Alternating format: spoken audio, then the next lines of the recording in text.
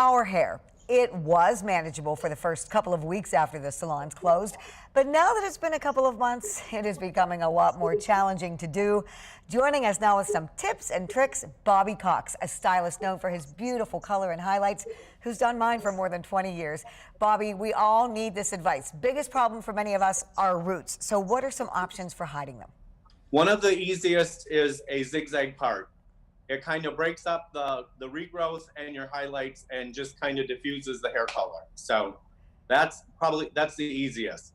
Second of all, there are things at home that you can get at home. Eyeshadow being probably the most convenient and least expensive.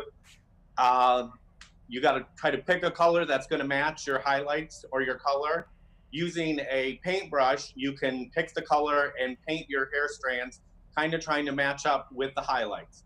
If you have either gray hair or a solid hair color, a thicker brush, and you just really paint it on and try to diffuse that regrowth line.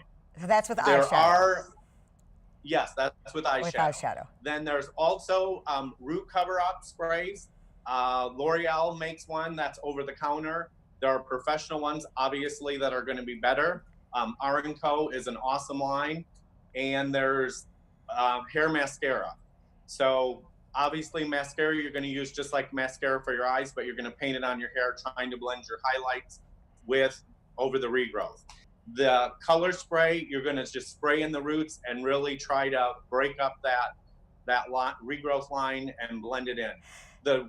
The spray is also good for people that have thinning or thin spots on the hair because it kind of diminishes the shine on the scalp and kind of fills it in. So that's just a nice benefit. So where can people find that with the salons being closed?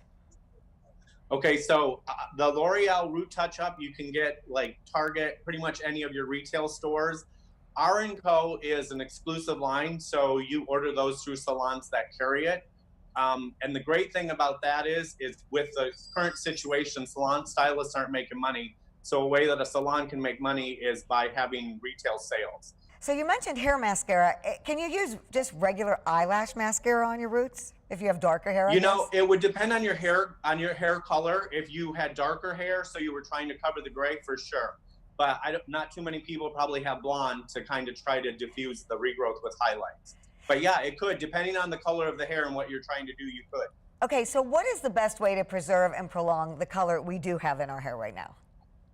Okay, so we've had this discussion before. Yes, we have. No hot water. Hot water is so bad for hair and hair and skin, you know, in general, but definitely hair color. So cooler water, shampooing, a cold water rinse is great.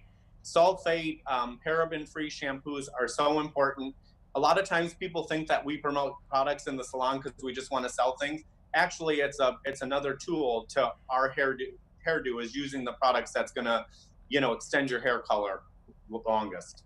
Okay, so now that we've gotten to the root of the problem, let's talk maintenance. Coming up tonight at 11 o'clock, we're going to continue our tips and tricks with advice on at-home haircuts and what you should never do to your hair.